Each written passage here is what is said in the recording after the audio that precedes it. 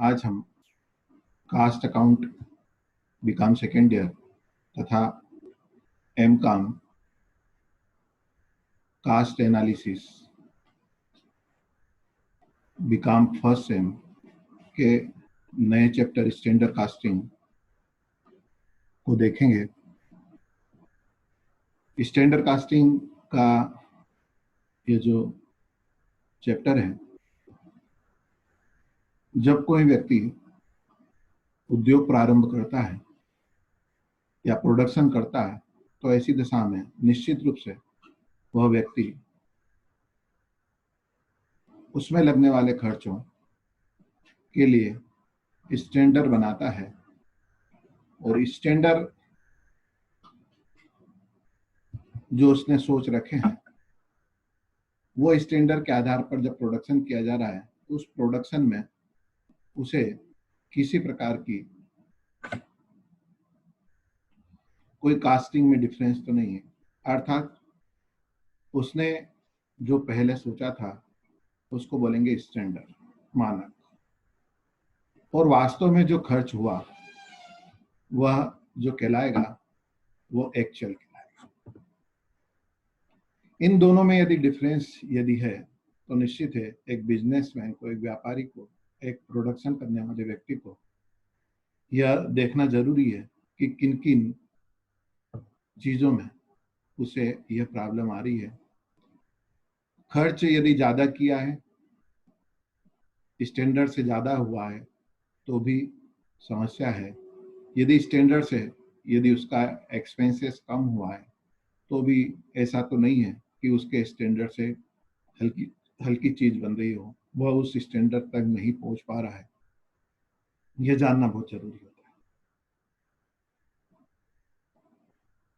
है। Standard casting वाले जो चैप्टर है उसमें व्यापारी जो है वो स्टैंडर्ड कास्टिंग 3 अलग अलग हम पार्टों में करते हैं, क्योंकि किसी भी वस्तु के प्रोडक्शन में 3 महत्वपूर्ण चीजें होती है।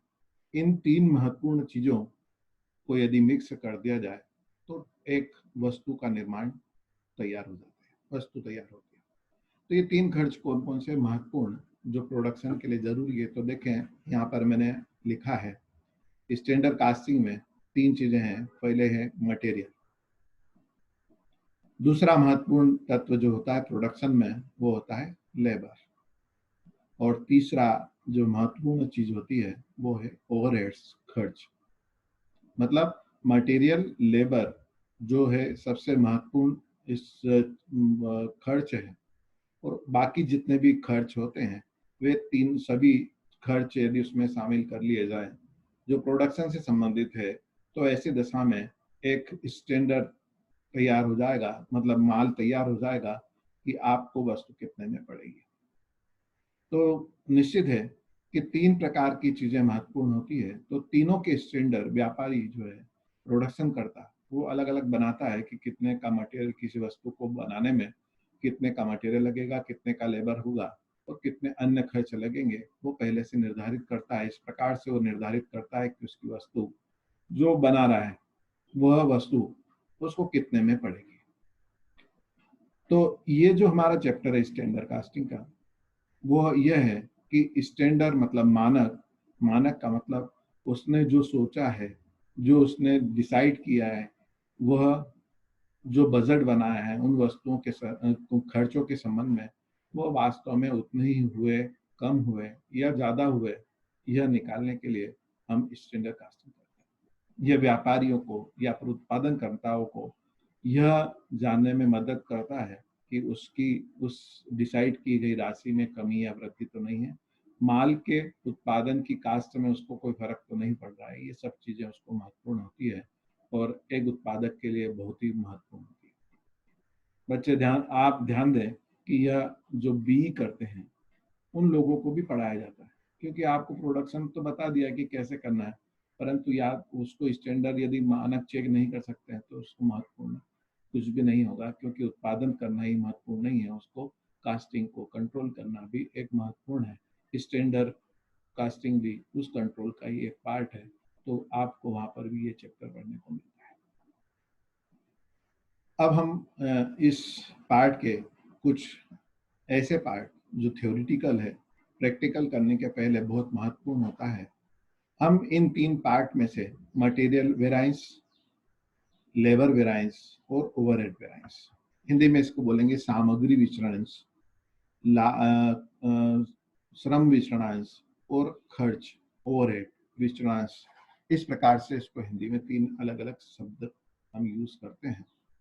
पहला वाला जो है हम अभी फिलहाल फर्स्ट देखेंगे, मटेरियल वेराइंसेस, सामग्री विचरणांश। अर्थात जो मटेरियल के स्टैंडर्ड मानक उसने तैयार की है, उस मानक में यदि किसी प्रकार की कोई कमी या वृद्धि है, वो जानकारी हम इस मटेरियल वेराइंस के पार्ट से, चैप्टर से, सवालों से हम निकाल सकते हैं। देखें बच्चों, इसमें हमने सबसे पहले मैं बता दूं, इसमें हमने 4 शब्द यूज किए हैं, वो महत्वपूर्ण है इस चैप्टर में। इसके बाद ही हम उसको आगे बढ़ा पाएंगे। 5 देखें, एक तो है इसमें 60 में लिखा है SQ।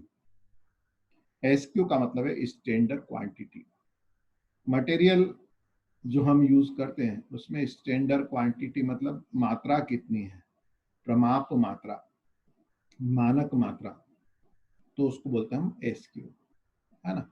और SP किस भाव से खरीदेंगे सामग्री, वो कहलाती है स्टैंडर्ड प्राइस। 60 में से हम बोलेंगे SP, स्टैंडर्ड प्राइस। AQ को full form actual quantity, actual quantity को हम बोलेंगे AQ, ये हुई वास्तविक मात्रा। और एक्चुअल प्राइस, इसको 60 में बोलेंगे AP, इस एक्चुअल प्राइस। और इसको जो है वो हिंदी में हम यूज करेंगे वास्तविक मूल्य।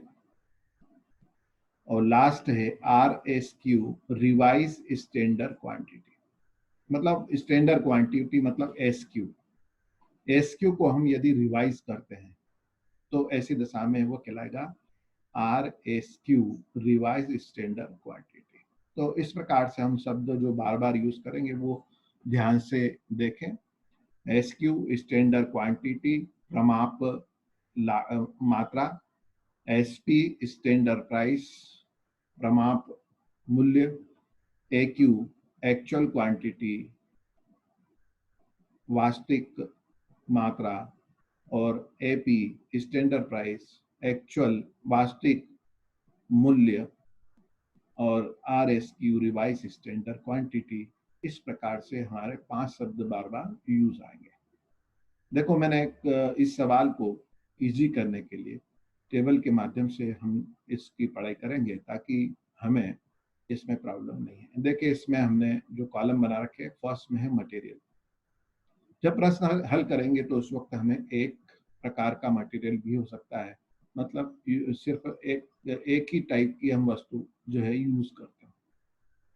तो यहाँ पर यदि एक टाइप का होगा तो वो आ जाएगा। एक से ज्यादा हो, जैसे यहाँ पर मैंने उदाहरण के लिए ले रखा है X और Y, तो एक से ज्यादा हो तो ठीक है, और नहीं तो एक प्रकार का हो सकता है। एक से ज्यादा भी हो सकता है, X Y Z, है ना, इस प्रकार से ज्यादा भी हो सकता है। फिर यहाँ पर हमने पहला जो पार्ट, ये सेकंड नंबर बनाया कॉलम, उसमें स्टैंडर्ड। स्टैंडर्ड मतलब मानक, मानक मतलब हमने जो पहले डिसाइड किया है, हम जो सोच रहे थे वो कहलाएगा स्टैंडर्ड। प्रश्न में जहाँ भी स्टैंडर्ड जो मान रखा हो उसकी क्वांटिटी, स्टैंडर्ड की क्वांटिटी यहाँ पर लिखेंगे और उसकी प्राइस जो होगी वो यहाँ पर लिखेंगे। क्वांटिटी जो है वो यूनिट्स में हो सकती है, किलो में हो सकती है ना। इकाइयाँ जो भी हमें लीटर में हो सकती है, क्विंटल में हो सकती है, सब हो सकती है। प्राइस उनकी अपने को प्रति लीटर या प्रति क्विंटल प्रति लेना है ना, जहाँ पूरी टोटल प्राइस नहीं लेना है। फिर इसके बाद में हमने बना रखा है न्यू स्टैंडर्ड, उसमें भी सेम वही SQ और SP है और उसमें पूरी इंफॉर्मेशन दी है। ये न्यू स्टैंडर्ड का यूज कब करेंगे वो इसके बाद में मैं आपको नीचे बताता हूँ। नेक्स्ट है एक्चुअल, मतलब वास्तव में जो प्रोडक्शन किया तो क्या पोजीशन रही, वो हम यूज करेंगे किसमें, एक्चुअल में, है ना।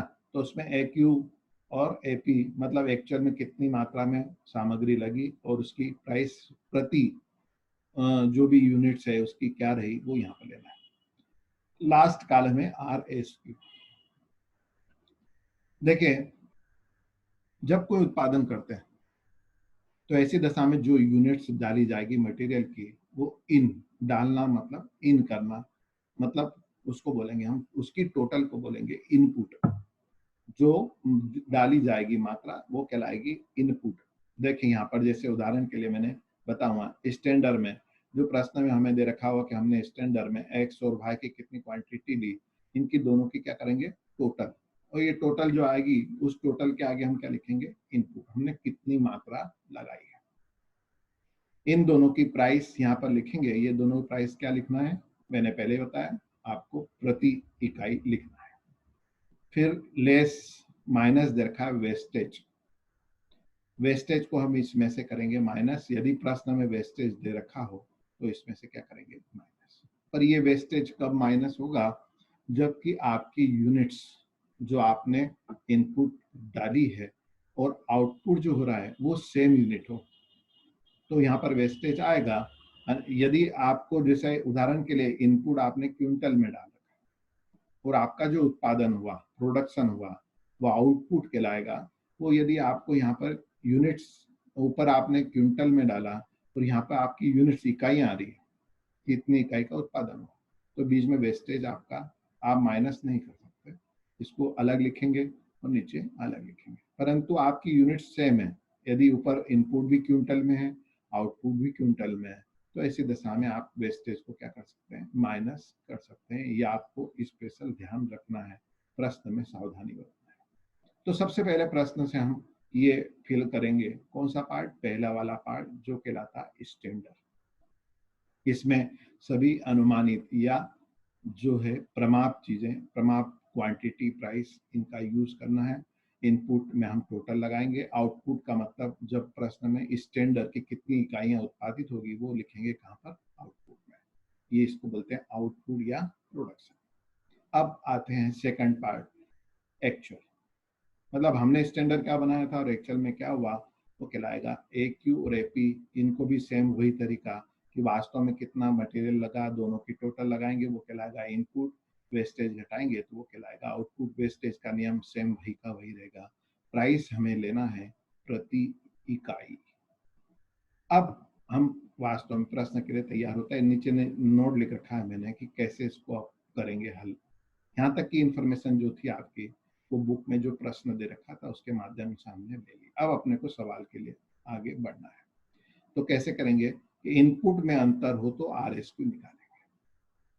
इनपुट में अंतर आपने अभी तक आपने क्या लिखा है, स्टैंडर्ड और एक्चुअल, है ना। आपका न्यू स्टैंडर्ड का कॉलम अभी खाली है, तो आप निश्चित है कि इनपुट किसका देख पाओगे, स्टैंडर्ड का और एक्चुअल का।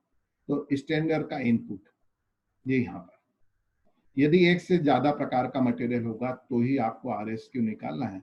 तो इसमें यदि एक ही मटेरियल है तो आपको ये इनपुट में डिफरेंस देखने की आवश्यकता नहीं। देखिए इनपुट, इनपुट ये स्टैंडर्ड का और ये जो इनपुट है वो एक्चुअल का। ये दोनों को देखेंगे यहाँ पे भी और यहाँ पर भी, यदि दोनों क्या हो, सेम हो। जैसे यहाँ पे टोटल इनपुट की 1000 है और एक्चुअल वाले इनपुट की टोटल भी कितनी है, 1000, तो दोनों में डिफरेंस अंतर नहीं है, मतलब दोनों क्या है, समान है। यदि दोनों समान हो तो एस क्यू बराबर आर एस क्यू, नीचे लिखा मैंने, एस क्यू बराबर आर एस क्यू।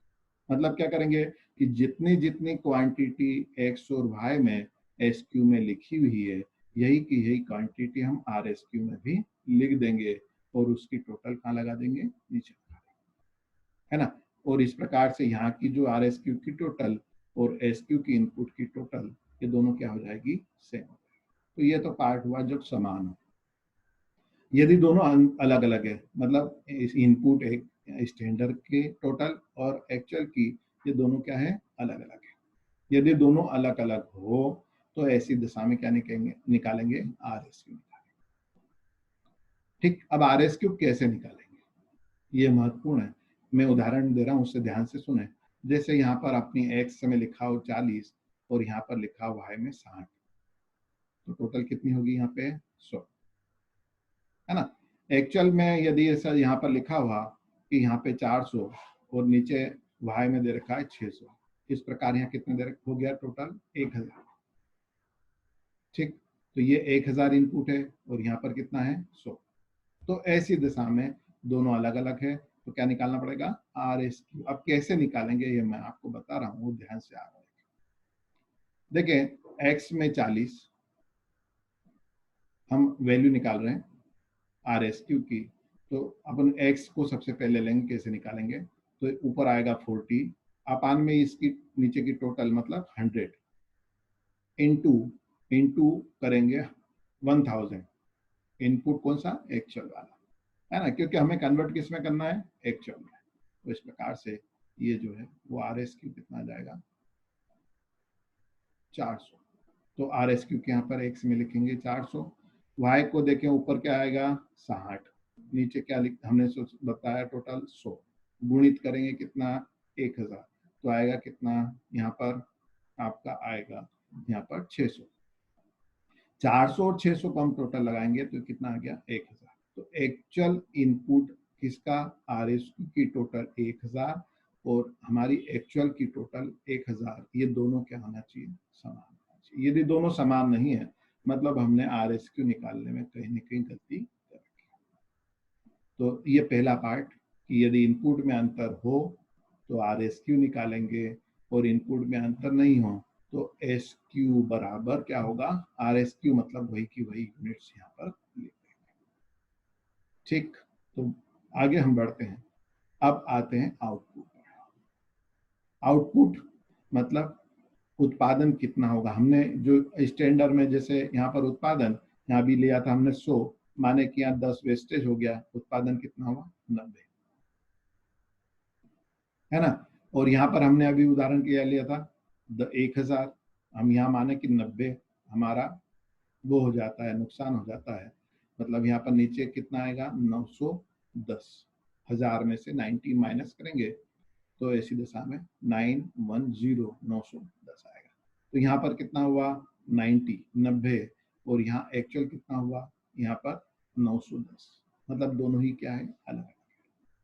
सीधी बात है कि यदि हमने स्टैंडर्ड बना रखा है और एक्चुअल, यदि दोनों की क्वांटिटी बराबर नहीं होगी, मात्रा बराबर नहीं होगी, और यदि मात्रा बराबर नहीं है और दोनों का हम यदि तुलनात्मक अध्ययन करें, विश्वास निकालें, तो निश्चित है कि उन दोनों का जो विश्वास निकलेगा वो गलत निकलेगा। क्यों, क्योंकि दोनों की क्वांटिटी समान नहीं।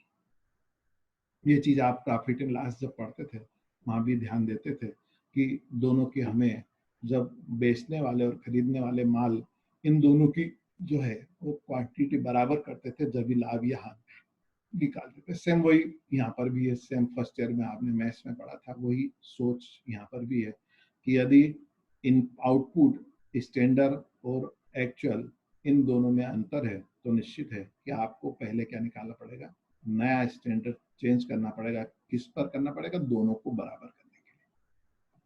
तो ये भी इजी पार्ट है, कोई कठिन पार्ट नहीं। सोचने का तरीका वैसा ही लगभग है जैसा हमने आर एस क्यू में सोचा था, सिर्फ फर्क यह आएगा कि पहले हमने अपान में इनपुट लिया था दोनों जगह, नीचे इनपुट लिया था और इनटू करके ये वाला इनपुट लिया था एक्चुअल वाला। अब क्या करना है, आपको आउटपुट लेना है, बस डिफरेंस इतना है, बाकी सेम वैसा का वैसा ही प्रोसीजर।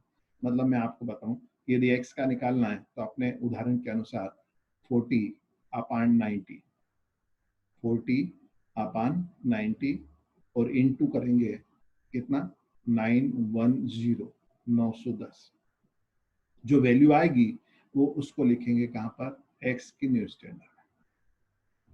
सेम उसी प्रकार अपने को वाई का करेंगे, वाई में यहाँ पर 60 अपान में आ जाएगा यहाँ पर कितना 90 इंटू यहाँ पर 910, ठीक है। इस प्रकार से जो वैल्यू आएगी उसको लिखेंगे कहाँ पर, वाई। स्टैंडर्ड प्राइस जो यहाँ पर लिखी है सेम यही की यही स्टैंडर्ड प्राइस यहाँ पर भी लिखी जाएगी। दोनों की टोटल लगाएंगे, इनपुट आएगा, ये 10% माइनस था तो इसका हम 10% माइनस करेंगे, तो यहाँ पर आएगा 1000, 10% माइनस करेंगे तो यहाँ पर आएगा 90 और यहाँ पर वैल्यू जो नीचे है लास्ट में वो 910 आना चाहिए आउटपुट में।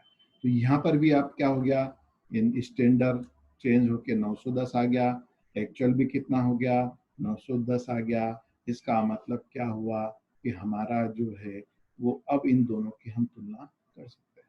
तो ऐसी पोजीशन में अपने को इस स्टैंडर्ड को क्या कर देंगे, समाप्त कर देंगे। मतलब अपने को अब सवाल किससे करना पड़ेगा, न्यू स्टैंडर्ड और एक्चुअल से ही करना पड़ेगा। इस प्रकार से हम अब तैयार हो गए। अब अपने को फार्मूले यूज करना है। यदि एक बात और बता दूं कि यदि आउटपुट सेम हो, मतलब आउटपुट यदि स्टैंडर्ड का और एक्चुअल का यदि सेम, ये तो हमने पार्ट कब किया था, न्यू स्टैंडर्ड कब निकाला था, जब दोनों अलग अलग था, जो हम उदाहरण में चला रहे थे। यदि दोनों ही सेम हो, मतलब यहाँ पर भी सेम आउटपुट आ रहा है, यहाँ पर भी किसी सवाल में सेम आउटपुट, तो ये न्यू स्टैंडर्ड के कॉलम की आपकी आवश्यकता नहीं है, आप इसको क्रॉस है ना। यदि न्यू स्टैंडर्ड निकाला है तो स्टैंडर्ड के कॉलम की आपको आवश्यकता नहीं है, आप इसको क्या कर दें, क्रॉस कर दें। मतलब आगे आपको ये कहीं भी काम में नहीं आएगा। मतलब आपको तुलना करना न्यू स्टैंडर्ड और एक्चुअल और आरएस की, इनको ही तीनों को अपने को फार्मूले में यूज करना है, बाकी आपके कोई यूज नहीं आएगा।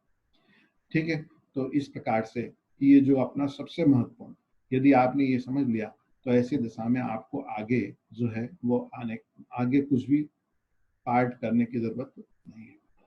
तो इस प्रकार से हम ये पहले लेक्चर में जो सबसे महत्वपूर्ण है, यह जो लेक्चर यदि आपने कर लिया तो निश्चित है कि हमारा जो